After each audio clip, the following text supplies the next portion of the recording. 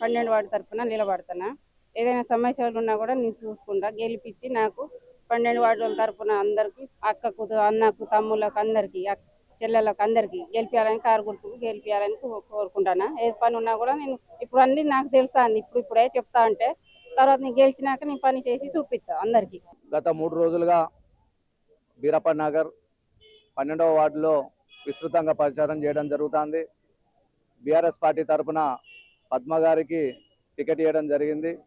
వారిని ఈ 12వ వార్డులో అత్యధిక మెజారిటీతోటి గెలిపిస్తామని వారికి హామీ ఇస్తున్నాం. రానున్న రోజులలో వార్డుకు సంబంధించినటువంటి డ్రైనేజ్ కానీ, రోడ్లు కానీ, కరెంటు కానీ, మంచినీటి ఏ సమస్యలు ఉన్నా కూడా తీర్చే బాధ్యత మాది.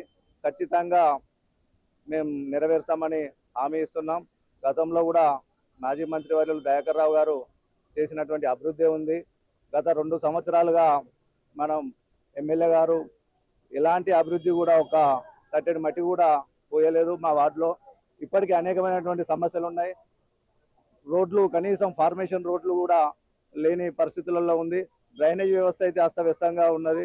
కావున ఆ సమస్యలు మమ్మల్ని గెలిపిస్తే ఈరోజు తొర్రూరుకు చైర్మన్, మున్సిపల్ చైర్మన్ అనేది బీఆర్ఎస్ పార్టీ కైవసం చేసుకునే అవకాశం ఉంది 100%.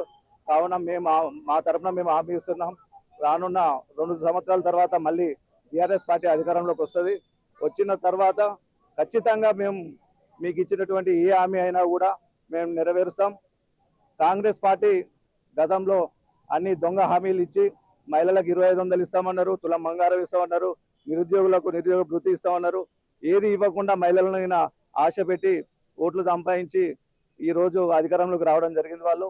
కావున ఇప్పటికైనా గుర్తించి దారావత్ పద్మ గారు, కిషన్ గారు మన స్థానికంగా లోకల్నే ఉంటారు. వాళ్ళు బీరప్ప గుడి దగ్గరనే వాళ్ళ ఇల్లు.